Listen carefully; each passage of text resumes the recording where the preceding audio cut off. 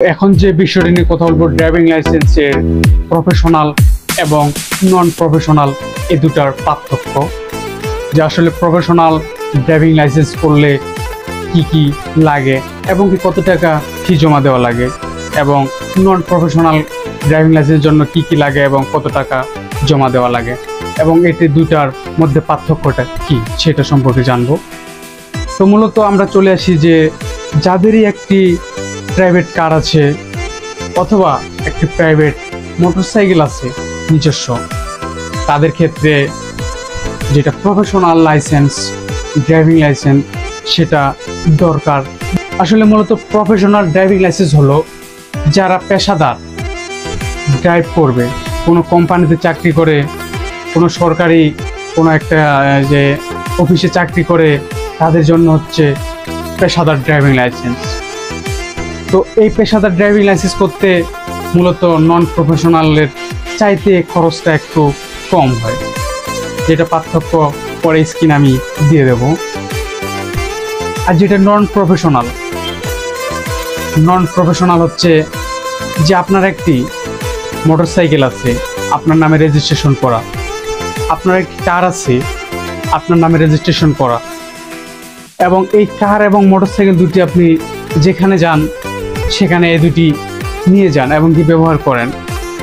তো যেতে যেতে হঠাৎ আপনার মাঝপথে পুলিশ অথবা অন্য যে কেউ আসে বাধা দিল এবং আপনার কাছে লাইসেন্স চাইলো, তো আপনি তখন যদি এটা আপনার পেশাদার লাইসেন্স দেখান, যেহেতু আপনার এটা পার্সোনাল ড্রাইভিং লাইসেন্স, এটা মূলত বেশিরভাগ যারা স্টুডেন্ট পড়ালেখা করে, ছোটোখাটো চাকরি করে কোম্পানিতে, বেসরকারি কোম্পানিতে, এদের জন্য নন প্রফেশনাল। আর পেশাদার তো বলেই দিছি যে যারা কোনো নির্দিষ্ট কোনো কোম্পানিতে চাকরি করে এবং সরকারি কোনো অফিসে চাকরি করে, তাদের জন্য পেশাদার অথবা প্রফেশনাল ড্রাইভিং লাইসেন্স। তো আসুন এটা কিভাবে তৈরি করতে হয়। নন প্রফেশনাল এবং প্রফেশনাল লাইসেন্সের জন্য প্রক্রিয়া সেম একই। যেটা প্রফেশনাল অথবা নন প্রফেশনাল এর আগে একটা ভিডিওতে আমি দেখিয়েছি যে লাইসেন্স কিভাবে করবেন, সে দুটার মতোই সেম একই। তো এখানে হচ্ছে যারা নন প্রফেশনাল ড্রাইভিং লাইসেন্স করবেন তাদেরকে প্র্যাকটিক্যালি চালিয়ে দেখাতে হবে। এখানে অপশন থাকবে দুটা, যে একটা হচ্ছে মোটরসাইকেল আর একটা হচ্ছে লাইট মানে হচ্ছে কার। যারা এই দুটো একসাথে লাইসেন্সের জন্য লার্নার তৈরি করবেন অথবা স্মার্ট কার্ডের জন্য অ্যাপ্লাই করবেন, তাদেরকে এই দুটা চালানো শিখতে হবে। যদি আপনি দুটার মধ্যে একটাতে ফেল করেন তাহলে আপনার স্মার্ট কার্ড আসবে না, অকৃতকার্য লেখা চলে আসবে।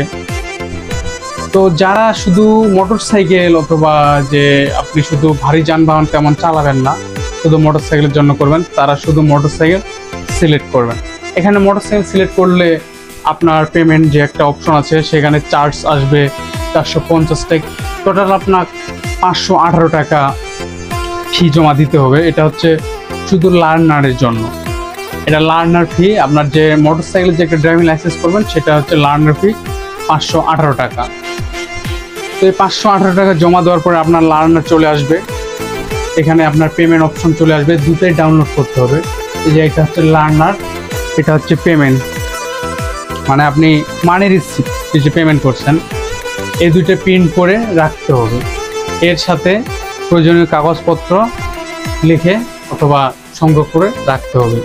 এবং আপনার পরীক্ষার এই লার্নারের মধ্যে আপনার পরীক্ষার ডেট দেওয়া থাকবে, যে এত তারিখে অথবা এত তারিখে আপনার এক্সাম ডেট।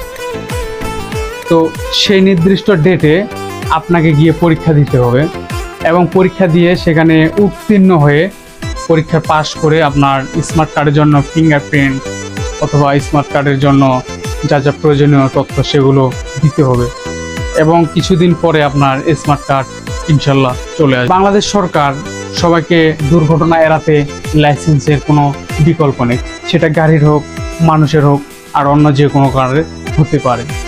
ঠিক আছে, তো আসুন আমরা নিজে সচেতন হই এবং অপরকেও সচেতন করি, আর সচেতন নাগরিক হিসেবে সবাই আমরা মিলেমিশে বাস করি।